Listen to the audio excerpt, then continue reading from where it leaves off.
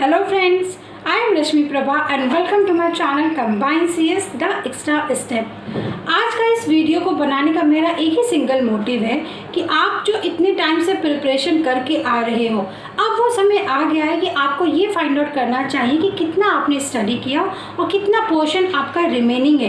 क्या आपने जो स्टडी किया वो फ्रूटफुल भी है या नहीं है। तो ये मेरा मानना है, ये मेरे एक्सपीरियंस से मैंने इस वीडियो में कुछ पॉइंट्स को हाईलाइट किया है।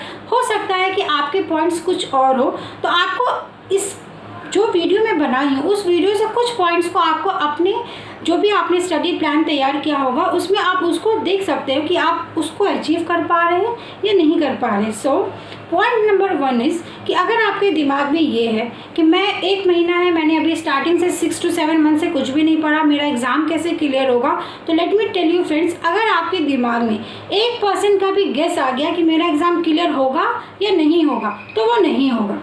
बिकॉज आपको ये सोचना है कि 1 महीना है तो क्या हुआ, एग्ज़ाम तो मुझे क्लियर करना ही है बाय हुक और बाय क्रूक। तो यहाँ पे बाय हुक और बाय क्रूक का ये मीनिंग नहीं है कि आप जाओगे और किसी को मारोगे काटोगे, नहीं। बाय हुक और क्रूक का मीनिंग ये है कि जो बंदा दिसंबर से कंसिस्टेंट वे में पढ़ के आ रहा है तो उसने बहुत मेहनत करी है, उसने हर एक टॉपिक को डिटेल में पढ़ा है, हर एक क्विजेस को लगाया है, तो ऑब्वियसली उसके चांसेस बढ़ जाते हैं। बट अगर आपने वो सब काम नहीं किया है तो आप क्या कर सकते हो डियर फ्रेंड्स, आप इस 1 महीना को ये समझे कि इन 30 डेज यू हैव 60 डेज, और वो 60 डेज आपको कैसे करना है उसके लिए मैंने ये वीडियो बनाया है। सो हम शुरू करते हैं। तो सबसे पहले मेरा ये बोलना रहेगा डियर फ्रेंड्स कि आप किसी भी एग्जामिनेशंस का अगर प्रिपेयर कर रहे हो तो अब वो समय आ गया कि आपके पास एक सिलेबस होना चाहिए। ठीक है, सिलेबस को रखना आपके पास बहुत ही ज़रूरत है कि आप जब भी पढ़ाई शुरू करो आपके सामने सिलेबस होना चाहिए, सो दैट कि you will came to know कि whatever you have covered और what is left behind right now. तो अब क्या कर सकते हैं हम कि आपको यूनिट वाइज एक एक करके रिवीजन शुरू करना है। मैंने क्या बोला, यहाँ पे रिवीजन करना है डियर फ्रेंड्स। आपके पास इतना समय नहीं है कि आप थॉरोली पढ़ोगे। ठीक है, तो रिवीजन करने का ये मीनिंग है, मैं आपको समझा दूं कि आप डेली बेसिस पे एक मॉक टेस्ट लगाइए। उस मॉक टेस्ट में आपको ये फाइंड आउट मिलेगा कि कौन सा ऐसा एरिया है जहाँ पे आप मिस कर रहे हो, लैक कर रहे हो अपने कॉन्सेप्ट को। तो उस यूनिट वाइज आप सिर्फ उसी कॉन्सेप्ट को उठाइए, किसी भी पर्टिकुलर सोर्स से जाकर उस वीडियो को देखिए और उस कॉन्सेप्ट को क्लियर कर लीजिए। बस इतना ही करना है आपको। आप सिलेबस को 100% कवर अप अगर आप करने की कोशिश करेंगे तो वो नहीं हो सकता है, एंड वो करने की ज़रूरत भी नहीं है। बिकॉज फॉर क्वालिफाइंग आपको 80% ही अचीव करना है, 100% कोर्स आप कवर नहीं कर सकते। और दूसरा मैं ये पॉइंट ये बोलना चाहूँगी कि ये हिंदी और इंग्लिश का एग्ज़ाम नहीं है, you are going for a computer science subject. तो कंप्यूटर साइंस सब्जेक्ट अपने आप में ही इतना ब्रॉड सब्जेक्ट है कि उसमें डे बाय डे कितने इन्हांसमेंट हो रहे हैं, कितने एप्लीकेशंस नए बन रहे, वो आपको मालूम ही नहीं पड़ेगा। तो कुछ क्वेश्चंस तो आपके सिलेबस के बाहर से भी आता है डियर फ्रेंड्स, तो वो क्वेश्चन आप कैसे करेंगे। सो उसके लिए आपको टाइम टू टाइम जो न्यू इनोवेशंस हो रहे हैं उन इनोवेशंस को भी बहुत अच्छे से पढ़ना है। जैसे कि आपका पेपर 1 है तो पेपर 1 के भी आपको वहाँ पे बैलेंस मेंटेन करना है। जो भी आप न्यूज़ में देख रहे हो या जो भी हायर स्टडीज़ में, जो भी एजुकेशन डिपार्टमेंट में आपके रिनोवेशंस हो रहे हैं उसको आप ध्यान में रखिए। तो ये तो मेरा पहला पॉइंट हो गया कि आपको सिलेबस उठाना है, सिलेबस के अकॉर्डिंग आपको डेली बेसिस पे एक मॉक टेस्ट देना है और ये फाइंड आउट करना है कि आपका कौन सा कॉन्सेप्ट रिमेनिंग है, तो आप उसको देख सकते हो।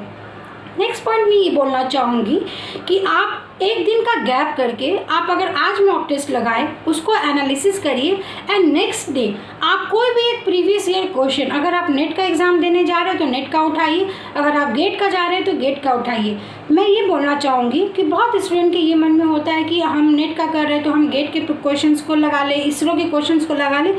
डियर फ्रेंड्स, आप सोचिए आपके पास रिसोर्स बहुत अवेलेबल है, बट आपको पास उतना नहीं समय कि अब आप हर एक चीज़ को कवर अप कर सकते हो। आप किसका एग्ज़ाम दे रहे हो, NTA UGC नेट का। तो अगर आप NTA UGC नेट का 5 साल का भी पेपर अगर थॉरोली करके जाएंगे ना, तो लेट मी एश्योर यू कि आप इजीली एग्ज़ाम को क्लियर कर सकते हैं। ऐसा नहीं है कि कोई बंदा अगर सीरियसली पढ़े तो उसका एग्ज़ाम क्लियर नहीं हो सकता, सर्टेन रीजंस की वजह से वो एग्ज़ाम में भी क्लियर ना हो। तो इसलिए आप एक दिन मॉक टेस्ट लगाइए और एक दिन प्रीवियस ईयर क्वेश्चन उठाइए और रिसेंट ईयर से शुरू करिए। बहुत लोग ये बोलेंगे कि आप 2004 से क्वेश्चन उठाइए, तो उसका ज़रूरत ही नहीं है बिकॉज पैटर्न 2 बार चेंज हो चुका है। तो अगर आपने 2016 या 15 तक भी सॉल्व कर लिया तो मच मोर है। हर एक पेपर के लिए मैं बोल रही हूँ, अगर आप कंप्यूटर साइंस का सीखिए या हिंदी, कॉमर्स, कोई भी सब्जेक्ट हो, आप सेम स्ट्रैटेजीज़ को फॉलो कर सकते हैं।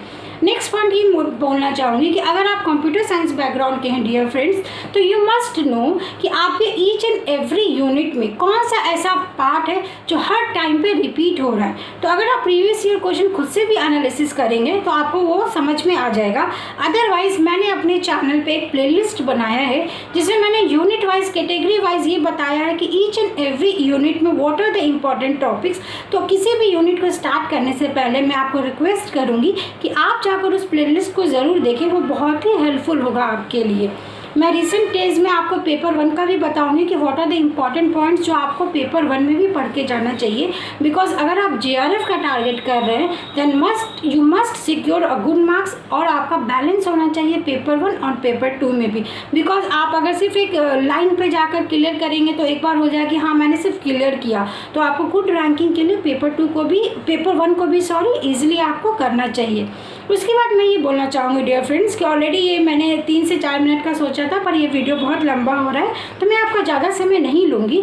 मैं अपना वीडियो यहीं पे एंड करूँगी और मैं आपसे रिक्वेस्ट करूँगी कि आपका किसी भी कंप्यूटर साइंस से रिलेटेड, अगर आपकी किसी भी यूनिट वाइज जो भी डाउट है कि मैम मैं ये वाला जो टॉपिक है वो कहाँ से, कौन सा ऑथेंटिकेटेड वीडियो है या कौन सा ऑथेंटिकेटेड प्लेटफॉर्म है जहाँ पे मैं जाकर वो स्टडी कर सकता हूँ, या आपको किसी नोट्स की रिक्वायरमेंट है, या अगर आप ये चाहते हो कि मैं आपको सिंगल रिवीजन पेज प्रोवाइड करूँ जिसको आप क्विकली रिवाइज कर सकते हो अपने एग्जामिनेशन पॉइंट ऑफ व्यू से, तो आप वो मुझे कमेंट सेक्शन में ज़रूर लिखे वॉट एवर यू फील। और एट लास्ट में ये बोलना चाहूँगी कि आपको मेरा वीडियो ये आज का कैसा लगा। इफ़ यू स्टिल वॉन्ट कि मैं इसी तरीके से कुछ और आपको एक्सप्लेन करूँ, कोई पर्टिकुलर टॉपिक को मैं एक्सप्लेन करूँ, या फिर आप ये चाहते हो कि मैं आपको कोई गाइडेंस प्रोवाइड करूँ रिलेटेड टू समथिंग, या आपको मोटिवेटेड फील होना है, तो please write me down in the comment section कि वॉट एवर यू फील। कैसा लगा मेरा आज का एफर्ट मुझे ज़रूर बताइएगा। इसी चीज़ को मैं आज यहाँ पे एंड अप करती हूँ। Thanks for watching me and please subscribe and press the bell icon. Combine CS the extra step for 4 more videos. With these words, thank you so much.